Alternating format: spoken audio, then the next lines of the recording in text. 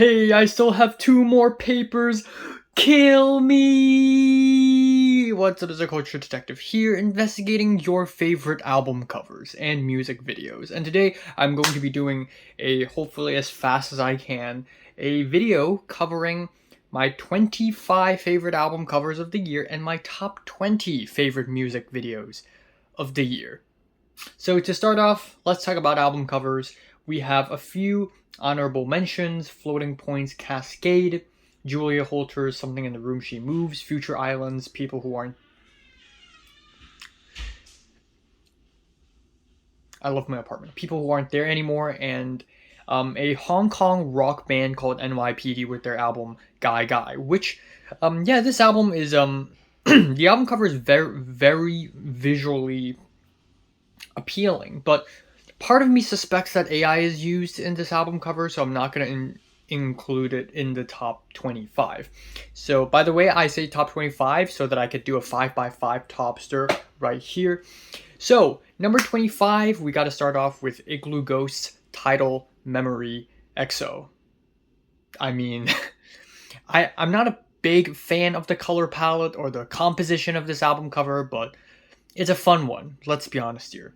Then we have Laura Marling with Patterns and Repeat, Death Dynamic Shrouds, You Like Music, and a little known Hong Kong indie pop band called Kowloon K with their album What to Call This. This album cover is fun, it's cheeky, it's playful, and it fits with their music really well. And at number 21, it is Hope Lights with Paramai no Meni. You know, for a Chinese guy to pretend to be from ancient Greece, you would think that it would be appropriate for the album cover to also be an ancient Greek drawing, and it's like you would never have guessed this is an album cover for a metal album. Now at number 20, Foster the People goes experimental with Paradise State of Mind. At 19, The Chisel with What a Fucking Nightmare. Thank you for describing my life. At number 18, we have a pretty minimalist yet eye-catching Toro y Moi with Whole Earth. Earth without an A. Then we have Sidon with Visual Kill, The Blossoming of Psychotic Depravity. I mean, come on, just look at this. Okay, at number 16, it is The Smile with Wall of Eyes. Very eye-catching colors. Nigel Godrich is still great at making album covers. And then the next 5 album covers are 5 pretty minimalist album covers which really do their jobs at representing the music that their album has. First one being Ka with The Thief Next to Jesus, legendary late rapper Ka with his final and very much religious album. Very minimalist, very thought-provoking. At 14, Jamie XX in Waves, again with his brand of a rectangle in the middle of an album cover. This looks great. Then we have MGMT with Loss of Life. I know this is not the most visually appealing album cover, not the most colorful album cover ever, but there's just something so minimal and so black about this album cover that matches with the same ominous, slow, almost somber tone to their latest album. At number 12, we have a cultural phenomenon, and that is Charli XCX's Brat. Very minimalist, love the Arial font, but totally, like, everyone's trying to copy this aesthetic. At 11, Kneecap with Fine Art. Now we enter our top 10, with number 10 being Jordy Griep's The New Sound. Jordy Griep took a drawing from a Japanese wood print illustration, and it looks fantastic. I mean, come on. A guy getting decapitated, but the girl who decapitated him was kissing him? What? At number 9, one of the most underrated albums of the decade, Yo! Hope Train to the Universe.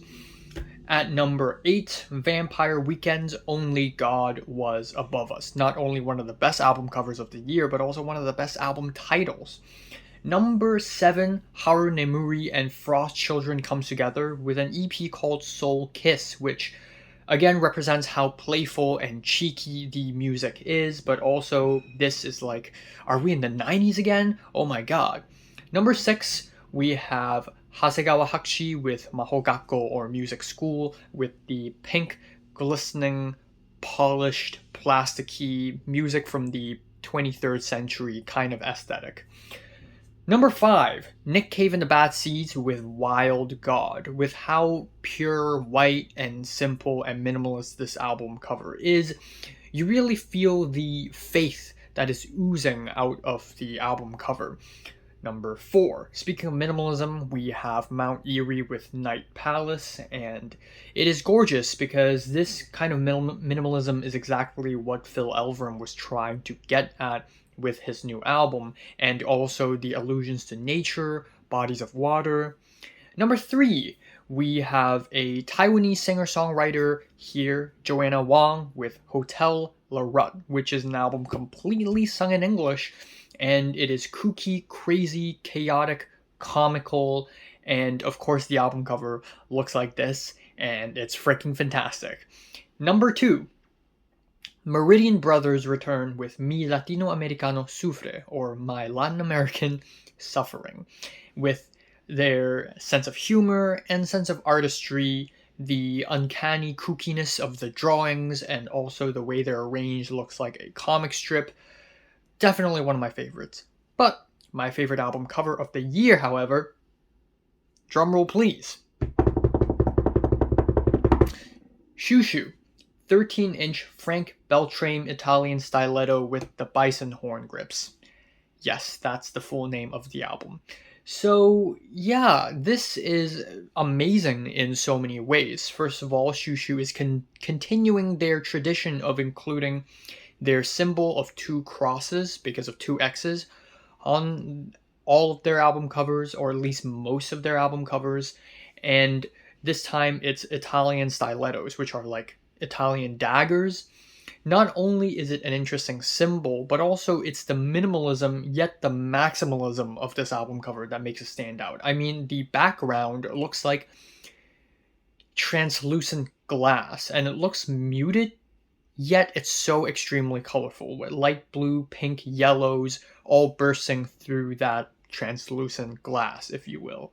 So yeah, this is an album cover that in a list of 100 album covers I could immediately spot. It's very eye-catching, it's very visually appealing, and it is my favorite of the year. Now, here is the 25 album covers that I just mentioned. I did replace Kowloon K with Guy Guy because I can't find Kowloon K on Topster. It's not registered there, it's too obscure.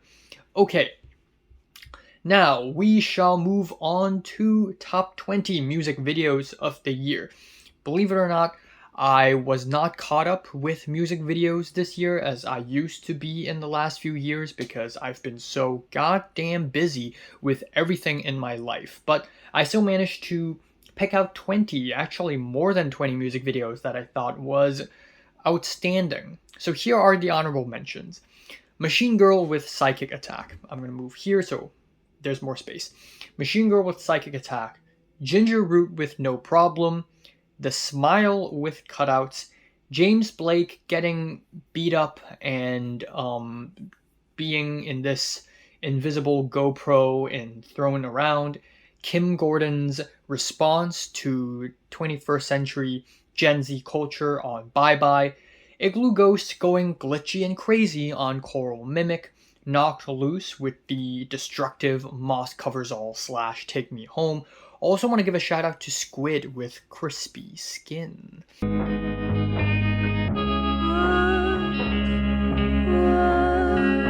Now we have top 20 of the year. At number 20, Japanese electronic artist Hasegawa Hakushi, Departed. On this music video, they pretty much experiment with all sorts of animation styles, and again, super polished, super glistening, super plasticky, and very crazy, mind-melting kind of situation here.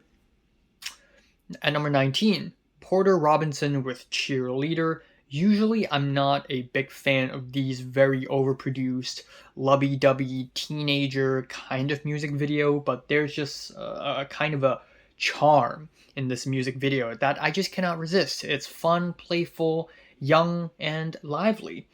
At number 18, The Last Dinner Party with Cesar on a TV screen. This is like a rock opera track where the band members are in a Shakespearean play of sorts, but of course it's all chaos and all insanity, so that's pretty cool. For something a little bit more calming, we have at number 17, Clairo with Juna. This is calm, but not really, because it's about wrestling. But Clairo, this young girl, is surrounded by big hunks of muscular men fighting each other to death, where Clairo is sitting in the middle of just singing a pretty calm ballad. And there's just this extreme contrast of violence and calmness that is just really interesting, and we're just forced to slowly and quietly and almost comically observe wrestling and boxing because why not? Number 16, you guys are going to bully me for this. You guys are going to make fun of me for this, but I gotta include it here, and that is a VTuber song. Yes, I'm including a VTuber music video here. It is a hololive VTuber by the name of Hoshimachi Suisei with the track Bibideba, which is pretty much the VTuber song of the year. Everyone's talking about this song. And what's fun is that VTubers, they live among us. Among us, yeah. They, or in this case, Suisei, she as an anime girl coexists with human beings when they film a music video together. But this isn't the first time cartoon and real life has blended. I mean, in the 1980s, we already have a film called Who Framed Roger Rabbit. But what's interesting here is that not only do we see an anime girl and real life coexisting, what the hell, but also the anime girl fighting against the director of her music video inside the music video. It's almost like a commentary on the harsh music industry of Japan. What? Okay, number 15, this rapper, whenever he releases a music video, you know it's going to be good. Tyler, the Creator, with Noid, with special appearance from Io Adebri. So that's pretty cool. And then at number 14, bbno Money with It Boy. He is once again coming up with these crazy, fun music videos that feels like it's shot and edited by Michael Bay because of how fast-paced it is. At number 13, this is a cultural phenomenon of the year. And no, I'm not talking about Charli XCX, even though I'm going to talk about her a little bit later. This is Kendrick Lamar with They Not Like Us, They Not Like Us, They Not Like Us. Yeah, I mean, the release of this music video is such a huge deal. Not only because a lot of rappers are cameoing on this video, and a lot of people have been speculating about this music video before the video even came out, but also Kendrick Lamar is one of the few rappers who are able to make Crips and Bloods dance on the same stage. And yes, I live in LA now, so consider me, I know about this thing now. But yeah, you know, just your classic Kendrick video here. We have a lot of kooky, funny shots. We have a lot of interesting black and white shots as well. Number 12, another hip-hop video. It would be Joey Valence and Brae with Pack a Punch featuring Danny Brown, where they jump from animation style to animation style, and Danny Brown's in it, and he's freaking crazy. So this video is awesome. Number 11, we have Charli XCX with 360. You know, the party girls and the LGBT community really got it big this year, especially because of Charli XCX. And 360 is pretty much like the embodiment of all that. It is sassy, mean, kind of playful, and it's just well shot, and it's epic. Okay, top 10. Number 10, Fontaines DC. Here's the thing.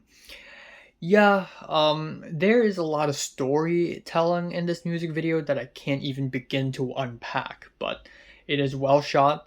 Again, it's like a short film, basically. It's about a girl who gets bullied and then he turns into some supernatural entity. But paired with post-punk, it actually feels like it works. At number 9, I have to mention her again because she is fantastic. Joanna Wang with There She Smiles in a Memory. Little do I ever see a music video coming out of the Chinese language family sphere, aka the Sinosphere, look this freaking good. Sure, there's a lot of film aesthetics, but there's also a lot of spooky horror comedy aesthetics in this video. Joanna Wang plays a guitar while getting buried alive, but the person burying her is herself. What the hell? Yeah, it's kooky, it's cheeky, it's fun. It's just a lot of fun. Number 8, Chat Pile comments on toxic masculinity and deep red American states with the track Masc, M-A-S-C, which is short for masculinity. So as you can expect, it is an absolute muscle ripping, beer chugging kind of video, and it's dirty and depressing as hell. Number 7, Xiu Xiu with Veneficium. This is definitely one of the best music videos I've seen from Xiu Xiu, also one of the funniest. It's about a social media influencer, but instead of using his own phone, he uses a toaster, and people can look at his videos through their own toasters. And it's funny, it's ridiculous, and it's also a bit of a we live in a society moment, if you will. Number 6, Clarence Clarity, Even After All We Have Been Through. Clarence Clarity does not disappoint. Watching his music videos feels like my brain is melting in real time. So, I mean, come on, this is just fun. He mostly sings in a hotel room or like a bedroom, but it just feels like he's having a mental breakdown with how colorful and psychedelic the whole music video is. It just feels like an acid trip. 5, Jordy Greep, Holy Holy. Never have I ever seen somebody bowling look so good and has so much swag. Goddamn, Jordy Greep, you are a handsome fellow, aren't ya? No, yeah, he is a bit of a charming Mr. Riz in this music video, dancing with his suit on, drinking, but also it is how perfectly lit and perfectly shot and perfectly edited everything is in this video. 6 minutes of somebody bowling, yet it looks so damn good. And I have to talk about the ending of the music video where we sort of enter one black rectangle after another rectangle. It's very trippy and it's very holy. At number 4, This Is Cinema. And this is also FK Twigs with Eusexua. Even though I'm not a big fan of the song itself, I do think that the music video is very cinematic. It's like cinema with a capital C. I mean, very well shot, big set pieces.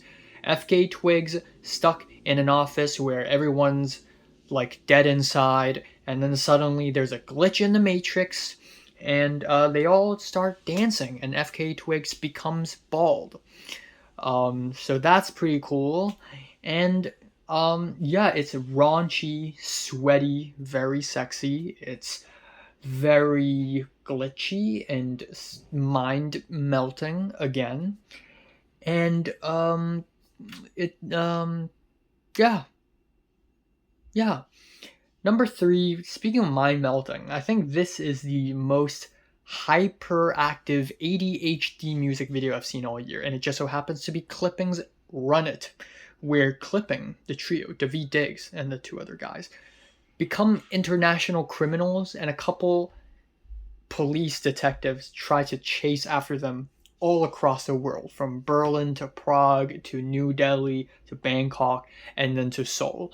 And the whole music video is just swarmed with crash zooms, photographs, weird visuals. I feel like this is the ending of Irma Vep. It's super crazy and glitchy and all over the place, and it's such a visual, sensual experience. It's honestly crazy, and that's why I have to put it at number 3. Okay, well, number 2.